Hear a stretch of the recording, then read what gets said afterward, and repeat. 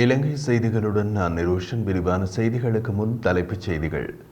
அனைத்து கட்சிகளும் ஒன்றிணைந்து செயற்பட முன்வர வேண்டும் என வஜ்ர அபிவர்த்தன கோரிக்கை.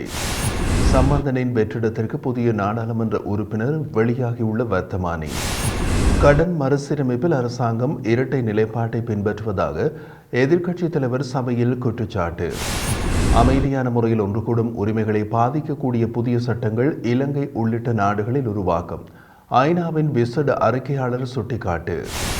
தொடர்வது விரிவான செய்திகள். கொழும்பு நுகர்வோர் விலைச்சுட்டன் மதிப்பீட்டின் பிரகாரம் கடந்த மே மாதம் 0.9% பதிவாகியிருந்த பணவீக்கம் ஜூன் மாதம் 1.7% உயர்வடைந்துள்ளது. அதன்படி கடந்த மே மாதம் 0 பதிவான உணவு பணவீக்கம் ஜூனில் 1.4%, மே மாதம் 1.3% பதிவான உணவில்லா பணவீக்கம் ஜூனில் 1.8% உயர்வடைந்துள்ளன.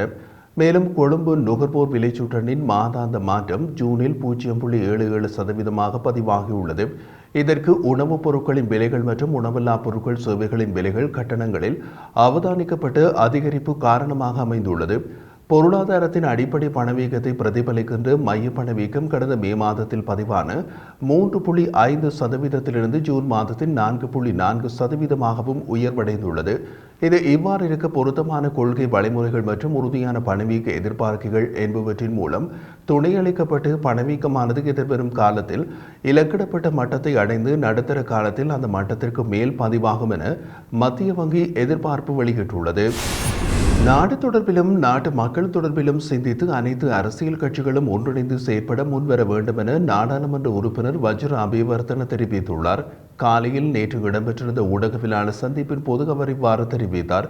இது குறித்து அவர் மேலும் தெரிவிக்கையில், பொருளாதார நெருக்கடியிலிருந்து மக்களை மீட்டெடுத்த தேசிய தலைவர் தற்போதைய ஜனாதிபதி நாடு நெருக்கடியை எதிர்நோக்கிய போது அவரும் நாட்டை பொறுப்பேற்க முன்வராத சந்தர்ப்பத்தில் பாரிய சவாலுக்கு மத்தியில் நாட்டை பொறுப்பேற்று மக்களை நெருக்கடியிலிருந்து மீட்டெடுத்தவர். எனவே நாடு தொடர்பிலும் மக்கள் தொடர்பாகவும் சிந்தித்து அனைத்து அரசியல் கட்சிகளும் ஒன்றிணைந்து செயற்பட முன்வர வேண்டும். ஜனாதிபதி முன்னெடுத்து வரும் பொருளாதார அபிவிருத்தி வேலை திட்டங்களுக்கு ஐக்கிய தேசிய கட்சி உறுப்பினர்கள் மாத்திரமின்றி நாட்டின் ஏனைய கட்சி உறுப்பினர்களும் ஒத்துழைப்பு வழங்கி செயற்படுகின்றனர் என்றும் வஜ்ர அபிவர்த்தன தெரிவித்துள்ளார். திருகோணமலை மாவட்ட நாடாளுமன்ற உறுப்பினராக கதிரவேலு சண்முகம் குகதாசனின் பெயரை அறிவித்து தேர்தல்கள் ஆணைக்குழுவினால் அதிவிசேட வர்த்தமானி வெளியிடப்பட்டுள்ளது.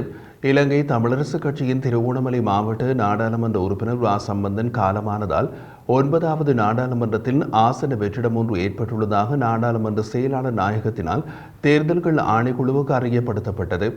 இந்த நிலையில் குறித்த வெற்றிடத்தை நிரப்புவதற்கான உறுப்பினரை அறிவிக்குமாறு திருகோணமலை மாவட்ட தேர்தல் தெரிவத்தாட்சி அலுவலருக்கு தேர்தல் ஆணைக்குழுவால் பணிப்புரை வழங்கப்பட்டிருந்தது.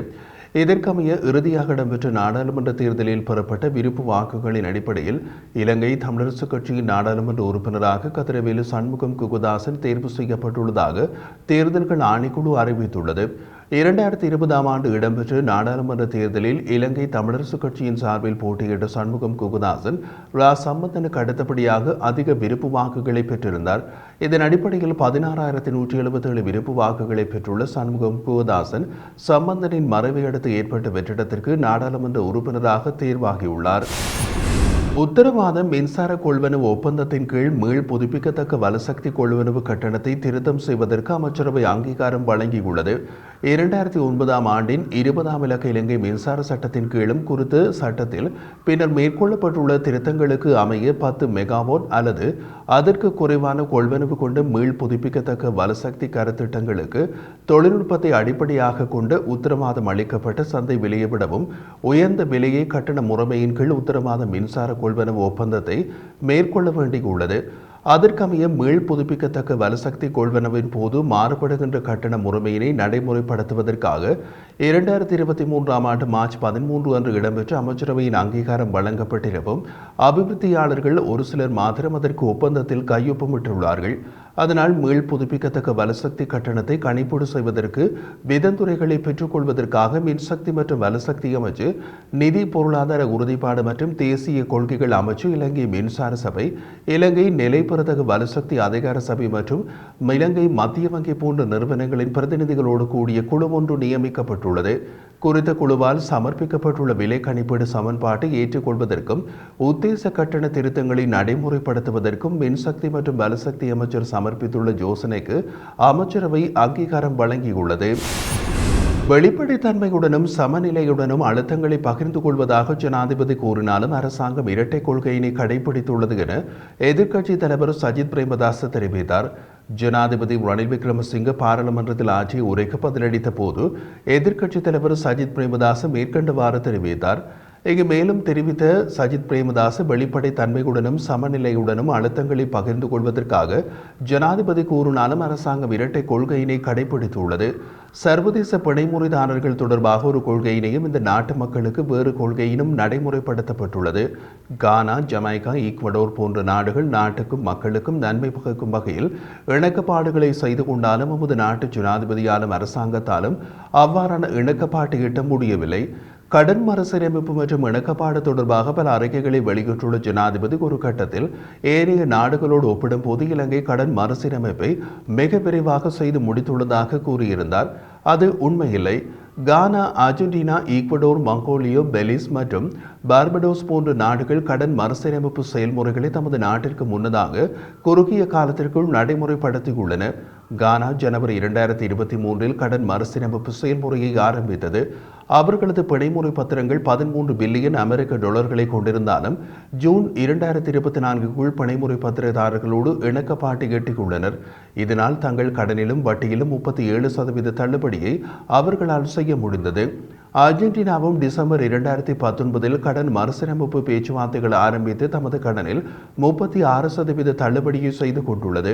ஈக்வடோர் அதன் கடன் மறுசீரமைப்பு செயல்முறையின் கீழ் 42.2 கடன் தள்ளுபடியை செய்து கொண்டது.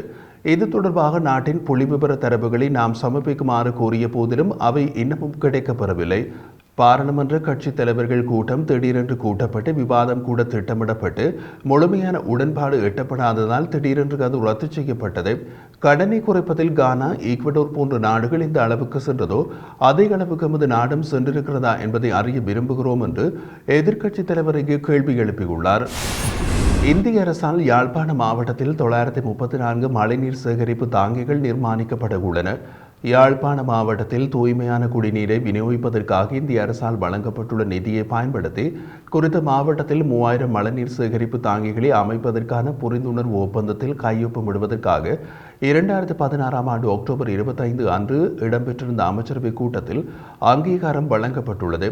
இந்த கருத்திட்டம் 3 வருட காலத்தில் பூர்த்தி செய்வதற்கு திட்டமிடப்பட்டிருப்பினும் மேலெழுந்துள்ள நிதி மற்றும் தொழில்நுட்ப ரீதியான பிரச்சினைகளால் 2024 ஜூன் மாதம் வரைக்கும் கருத்திட்ட காலத்தை நீடிப்பதற்கும் பெரேரோ சீமெந்து தாங்கிகளுக்கு பதிலாக 1831 PVC மழைநீர் சேகரிப்பு தாங்கிகளை அமைப்பதற்கும் 2022 ஆண்டு அக்டோபர் 10 அன்று இடம்பெற்ற அமைச்சரவை கூட்டத்தில் அங்கீகாரம் வழங்கப்பட்டுள்ளது.